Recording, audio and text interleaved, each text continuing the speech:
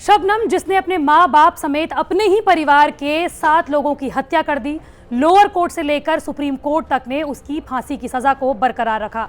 राष्ट्रपति ने उसकी दया याचिका को खारिज कर दिया।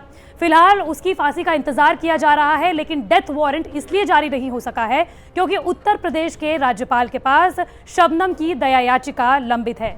लेकिन शबनम आजाद भारत की कोई पहली महिला नहीं है जिसे फांसी की सजा हुई हो। इससे पहले महाराष्ट्र की 2 बहनें रेणु शिंदे और सीमा गवित को फांसी की सजा हो चुकी है।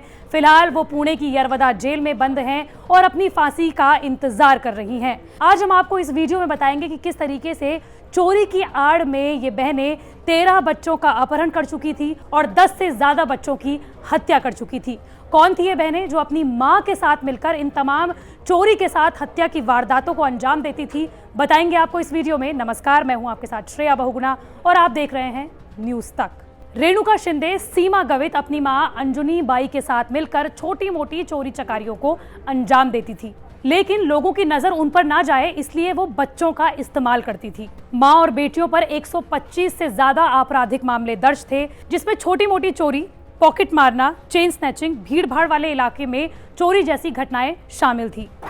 लेकिन ये इन महिलाओं की खौफनाक कहानी का बहुत छोटा हिस्सा था। लेकिन ये महिलाएं चोरी चकारियों को अंजाम देती थी बच्चों की आड़ में। किस तरीके से, जानिए। दरअसल अंजुनी बाई की 2 बेटियां थी, लेकिन उनके पति ने उन्हें छोड़कर प्रतिमा नाम की महिला से शादी कर ली, जिसके बाद अंजुनी बाई ने अपना और अपने परिवार का पेट पालने के लिए छोटी मोटी चोरियां करनी शुरू कर दी। एक दिन अंजुनी बाई की बेटी रेणुका शिंदे एक मंदिर के पास में चोरी कर रही थी, लेकिन अचानक से लोगों को उसकी चोरी का पता चल गया और लोगों ने उसे घेरना शुरू कर दिया। इसी दौरान रेणुका का बच्चा भी उसके साथ था और रेणुका ने सारा इल्जाम अपने छोटे बच्चे पर डाल दिया। भीड़ भाड़ वाले इलाके में जहां पर वो मौजूद थी, भीड़ को उसके बच्चे पर दया आई और माँ बेटे को छोड़ दिया।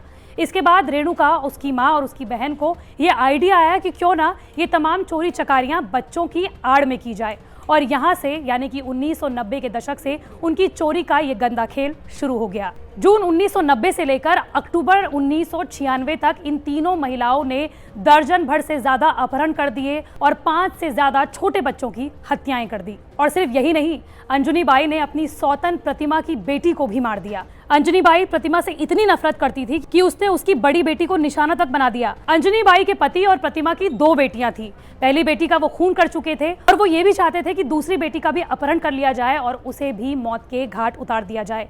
लेकिन उससे पहले ही पुलिस ने इन तीनों महिलाओं को पकड़ दिया, जिसमें पता चला कि सिर्फ प्रतिमा की एक बेटी नहीं बल्कि 5 से ज्यादा ऐसे बच्चे थे जिनका वो अब तक खून कर चुके थे। पकड़े जाने के बाद छानबीन में यह भी पता चला कि बच्चों का अपहरण कर उन्हें अपराध की दुनिया में धकेल दिया जाता था।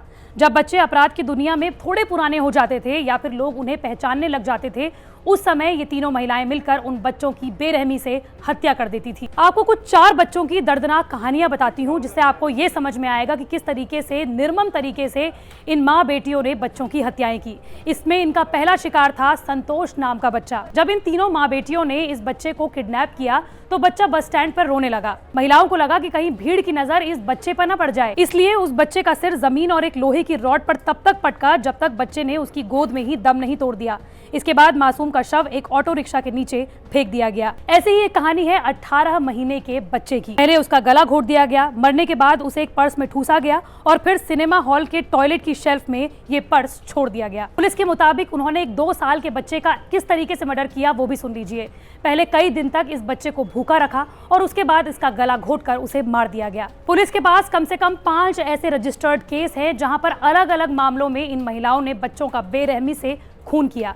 पुलिस का यह भी कहना है कि अंजुनी बाई और उसकी दोनों बेटियां जब 14वें बच्चे को शिकार बनाने वाली थी, उससे पहले ही पुलिस ने इन तीनों को पकड़ लिया और इन तीनों ने ही अपने जुर्म की बात पुलिस के सामने कबूल ली। आपको ये भी बताते चलें कि रेणुका शिंदे का पति भी इस पूरी वारदात में उनके साथ शामिल होता था, लेकिन वो सरकार का गवाह बन गया। इस वजह से उसके खिलाफ जितने भी मामले थे उन सभी को हटा दिया गया। हालांकि 1997 में अंजुनी बाई की गिरफ्तारी के 1 साल बाद ही उसकी मौत हो गई, जबकि दोनों हत्यारी बहनों को 2001 में फांसी की सजा लोअर कोर्ट ने सुना दी थी, जिसके बाद 2006 में सुप्रीम कोर्ट ने भी इन्हें फांसी की सजा सुनाई। राष्ट्रपति ने इन दोनों ही बहनों की दया याचिका को खारिज कर दिया।